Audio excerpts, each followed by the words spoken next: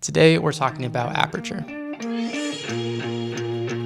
Aperture in a camera is one of the three ways you can control the exposure of your image. Those three ways include aperture, ISO, and shutter speed. Aperture is associated with a number on your lens that starts with an F.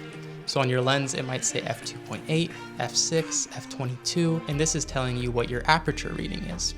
The closer that number is to 0, the more light your camera will let in. The further away it is from 0, the less light it will let in.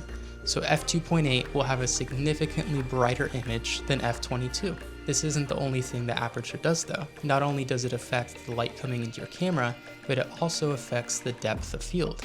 If you've ever seen people take portraits with really cool blurry backgrounds, this is because of the aperture. The closer your f value is to 0, the more blurry your background will be. The further away from 0 it is, the less blurry that background will be.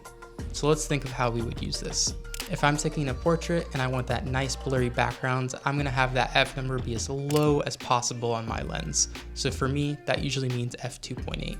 Another example of this is when you shoot landscapes. Most people don't want just one part of their landscape to be in focus. They want everything to be in focus. So rather than having a really shallow depth of field with the blurry backgrounds, they'll shoot at an f number that is further away from 0 to make sure that everything is in focus. So a lot of people shoot landscapes at f16 as opposed to f2.8. I know this is a lot of information, so let's recap. The closer that f number is for your aperture to 0, the more light it will let in. The further away from 0, the less light it lets in. The closer that f number is to 0, the more blurry your out of focus regions will be.